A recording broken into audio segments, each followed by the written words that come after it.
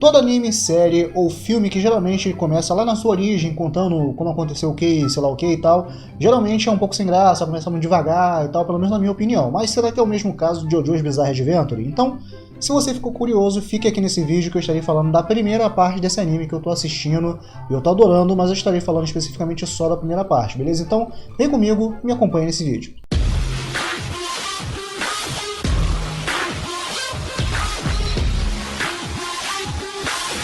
Alexandre na área.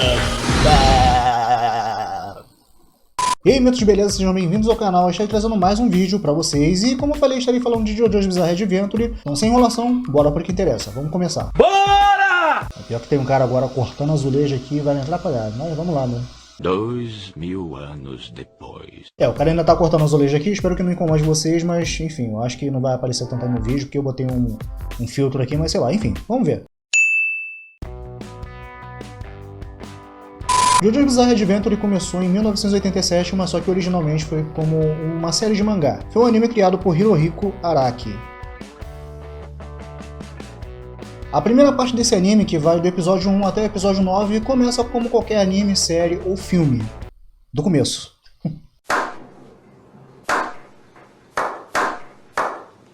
Bom, brincadeiras à parte, galera, realmente ele começa como mais um anime de origem, né? Mostrando mais ou menos ali como é que vai ser a história do protagonista e tudo mais, como tudo começou, e aquela coisa toda, aquela história mirabolante da qual você já conhece, JoJo's Bizarre Adventure, e ele faz jus ao nome, né? E caso você não conheça, ele é bem louco esse anime, é muito sangrento, e caso você goste desse tipo de anime, eu recomendo muito pra vocês começarem a assistir, beleza? Mas eu lembro que antes de começar a assistir esse anime, eu cheguei até ver aí as aberturas, né? Vocês pediram pra fazer o react, eu acabei fazendo, infelizmente teve problema, enfim. Mas eu acabei gostando do estilo do anime pelas aberturas e decidi assistir. E assim, pela primeira parte, teve até gente que chegou a falar pra mim nos comentários: poxa, se você não vê essa primeira parte, não vai fazer muita falta, não sei o que tal, porque é muito ruim, não sei o que. E tipo, ficaram me encorajando na questão da primeira parte, falando que a partir da segunda parte pra lá que fica bom, mas eu quis assistir a primeira parte justamente pra saber, desde o início, até pra pegar essa questão da origem, que eu já imaginava que seria, né? Pra poder entender melhor o anime. E eu não me arrependo de ter feito isso, porque senão eu não estaria entendendo nenhuma parte, né, da segunda parte lá.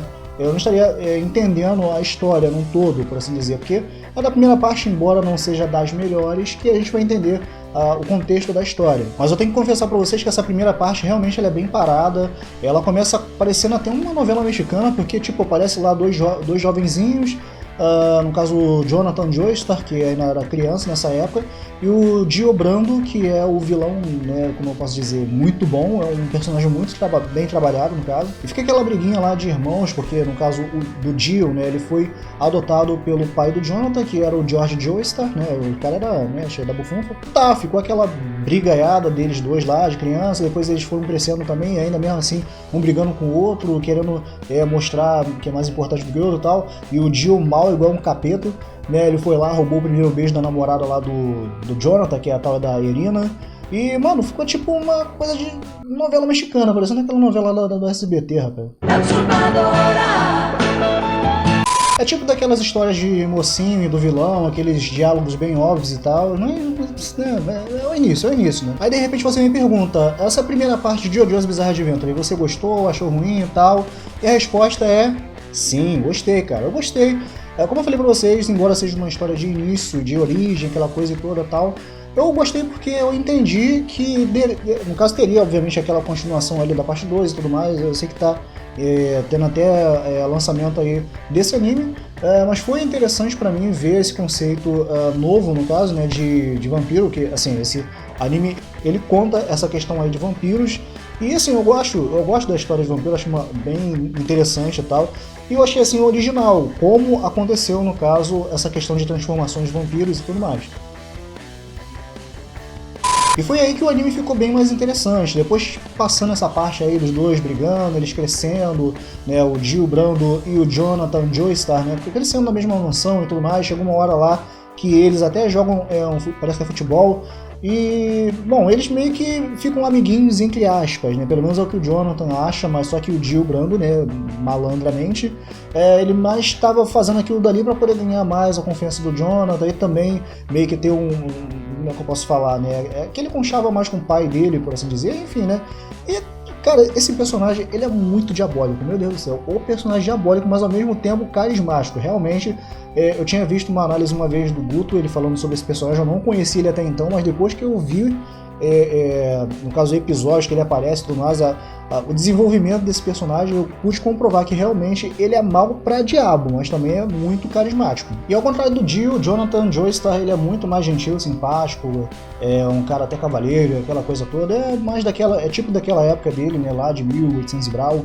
E, mano, assim, eu curti o personagem, mas ele não é o meu Jojo, no caso, preferido, né? O meu, assim, que eu até agora gostei, eu achei bem interessante, foi o Joseph da segunda parte, que eu ainda vou fazer um outro vídeo sobre a segunda parte que eu também já vi, beleza? E essa parte ficou mais interessante, como eu disse pra vocês, depois que apareceu esse conceito aí de vampirismo e tudo mais, e foi aquela parte lá da máscara de pedra, que foi até criado por um dos pilares, que também é da segunda parte, eu vou falar melhor quando eu fizer outro vídeo sobre esse assunto. Essa máscara ela foi criada por um cara chamado Kars, que fez justamente essa máscara para poder fazer o povo dele, no caso dos vampiros, conseguirem andar sob a luz do sol, né? E você sabe, quando o vampiro vai em contato com a luz do sol, ele não fica purpurinando, né? Mas ele vira pó. Eu entendi a referência. E essa máscara foi usada pela primeira vez quando o Jill ele tava lá chapado, lá bebendo pra cacete lá, e, enfim, pelo menos ele tava, não sei, parece que eu pensei que tava bêbado, pelo menos por assim, né? Mas aí ele tava andando lá e esbarrou com dois camaradas lá, meio suspeitos, né, por assim dizer. E, bom, ele meio que tava fazendo uma pesquisa nessa máscara, igualmente o Jonathan, caraca.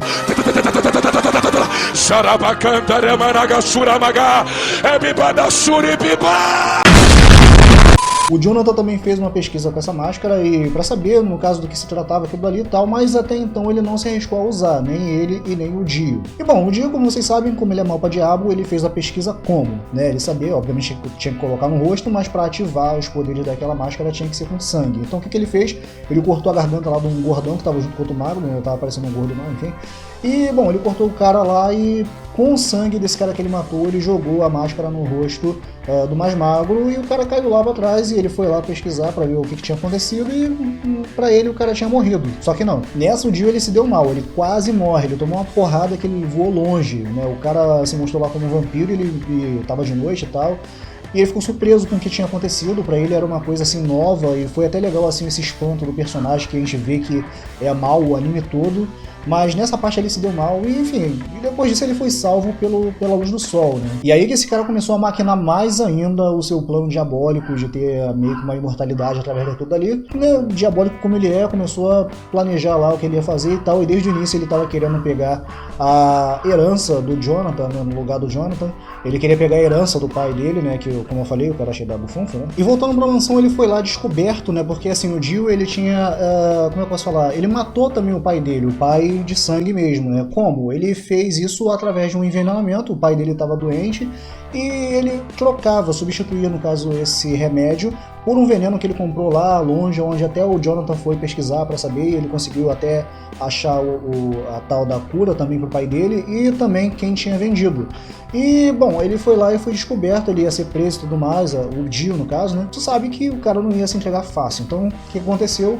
Ele ia esfaquear, no caso, o Jonathan, sendo que o pai dele pulou na frente, e aí o pai dele acabou morrendo, e com o sangue do pai do Jonathan, ele acabou ativando a máscara e acabou usando, e, mano, dali pra frente foi só matança mesmo, foi só... Mano, como eu falei pra você, se você gosta desse tipo de anime, assiste, mas se você é de menor, não assiste não, tá? Porque o bagulho é doido. É agora mesmo que eu vou ver. Outra coisa também interessante, né, dessa parte de vampirismo, dessa parte da máscara aí, como eu falei pra vocês, o cara que coloca essa máscara, ele se transforma em vampiro.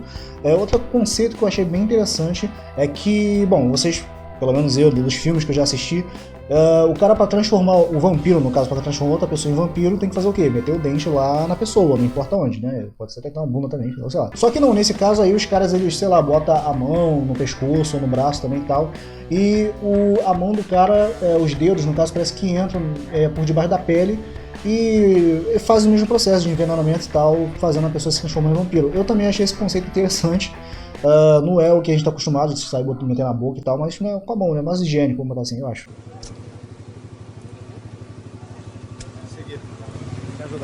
Uma das partes mais cruel que eu vi, cara, desse Dio, depois que ele se transformou em vampiro, foi uma parte que ele tá com a mãe e o filho recém-nascido no colo, né? E ela tá implorando pra não matar ela, mas principalmente pra não matar o filho. Então, assim, ela até implorou, não nos mate, mas se for matar, mate só a mim, não mate meu filho, eu não quero que você mate meu filho e tal. E o cara, ele tipo, meio que cumpriu aquilo que ela pediu, né, meio que deu esse presente, entre aspas, pra ela, só que não, né, pelo contrário, ele foi e transformou ela, não matou ela, ele transformou ela e ela matou o próprio filho recém-nascido. Eu falei, cara... Mano, eu fiquei meio que chocado quando eu vi isso aí, mano. Caralho. Mano, esse vídeo é muito do capeta mesmo. Putz, aquele, eu acho que é o Speed Rivals, eu acho que é assim que fala. Me perdoa se eu estiver falando errado o nome do cara lá, que é um dos amigos do Jonathan. Mas eu acho que ele perguntou alguma coisa sobre se ele tem noção de quantas pessoas ele matou, e alguma coisa assim.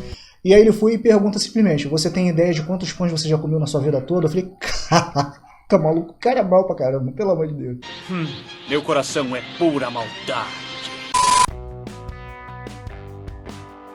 E outro conceito bem legal desse anime, a questão de poderes, foi quando o Jonathan ele aprende, ele conhece no caso um cara chamado Zeppelin, e ele aprende uma técnica chamada Ramon, que é um tipo de técnica que consiste em usar a respiração. E isso faz com que o corpo humano ele transmita ondas de energia similares a ondas solares ou raios solares, e isso acaba sendo um ponto fraco para o Dio, né? E acaba sendo uma ferramenta muito útil para o Jonathan. Eu achei muito legal esse conceito, cara, e foi mais um ponto positivo para essa primeira parte de JoJo's. Pelo menos foi uma coisa que me chamou muita atenção também, essa questão de vampirismo, também essa questão aí do poder, que consiste até de uma parte que já existe no ser humano, que é a respiração, simplesmente, o ar e tudo mais. Bom, e uma coisa que eu aprendi logo nessa primeira parte é que a gente não pode ficar se apegando muito aos JoJo's, porque pelo que eu vi, parece que eles vão morrer sempre, porque esse, por exemplo, ele morreu cedo. Ele teve lá a sua luta final com o Dio, ele acabou vencendo, sendo que ele quando foi, casou no caso lá com a Irina, finalmente, né, e eles meio que já, né, enfim, né, você entende? E bom, eles foram lá pra lua de mel, foram pro bar e tudo mais, e apareceu a parte lá que o Dio, ele sem cabeça, né, depois que eles tiveram lá aquele embate no castelo, onde o Jonathan saiu vitorioso, mas o cara sendo vampiro, mesmo com a cabeça fora, arrancada, né, do corpo dele, ainda estava vivo, e ele fez uma gambiarra lá que ele conseguiu matar o Jonathan, e ele estava meio que tentando fazer com que o Jonathan aceitasse a proposta dele, por assim dizer, de deixar o Dio usar o corpo dele, ou seja, arrancar a cabeça do Jonathan e ficar com o corpo do Jonathan. Peraí, o Dio... Cara, acho que me enrolei aqui, peraí. Que viagem é essa, velho? Bom, tá certo. No caso, o Dio queria que arrancasse a cabeça do Jonathan e deu essa proposta. Foi uma proposta meio louca, né? Enfim, é óbvio que o Jonathan não aceitou, mas acabou morrendo ali. Então, assim, eu fiquei meio triste, embora ele não seja o meu JoJo favorito, mas eu gostei dele, eu achei bem legal o conceito dele, a questão dele ser um cara justo, honesto, cavaleiro, aquela parada toda, eu achei bem legal ele também. E bom, galera, essa primeira parte foi até aí, como eu falei, foi do episódio 1 até o episódio 9, terminou dessa parte com a morte lá do Jonathan, e aí vai dar a continuação com o neto dele, que é o Joseph, e já vem na segunda parte, a partir do episódio 10, a Irina já, né, velhinha e tudo mais, a Irina, no caso, a esposa do Jonathan. Eu gostei, embora, assim, de repente vocês que estejam assistindo aí não tenham visto essa primeira parte toda, eu recomendo muito para vocês assistirem, caso você não tenha assistido ainda esse anime. Se você gosta muito de anime de luta aí, se tem luta pra caramba, tem umas porradas bem legal ali, sangue e morte e tal, e eu acho bem interessante. Esse anime eu gosto pra caramba, tá? Mas realmente ele não foi aquela primeira parte, caramba, muito maneiro, mas me prendeu de certa forma, eu gostei, eu recomendo pra vocês, tá bom? E é isso, eu espero que vocês tenham curtido esse vídeo, tá? Eu peço pra vocês, por favor, me ajudarem com seu like, e se puder me recomendar aí pros seus amigos, tá bom? Eu vou agradecer muito, tá? E só aguarda que eu vou trazer a segunda parte desse anime, tá bom? Ele é feito por partes, pelo que eu vi, eu pensei que era temporadas ali e tal, mas não. Cada temporada parece que tem duas partes. Essa primeira temporada tem a primeira parte do 1 ao 9 episódio, e depois do 10 ao 24. Então, assim, foi muito maneiro essa questão aí desse anime, desses conceitos aí. A segunda parte pra mim foi a melhor, pelo menos até agora. Eu tô começando a terceira parte agora. Inclusive eu tô fazendo react lá na Twitch, o link vai estar na descrição. Eu tô fazendo o react dessa terceira parte, tá bom? Caso você já tenha assistido, mas queira ver de novo com as reações do Negão, é só me acompanhar lá, beleza? Então é isso, galera, eu vou ficando por aqui, se cuidem, aguardem mais vídeos. Até a próxima e fui!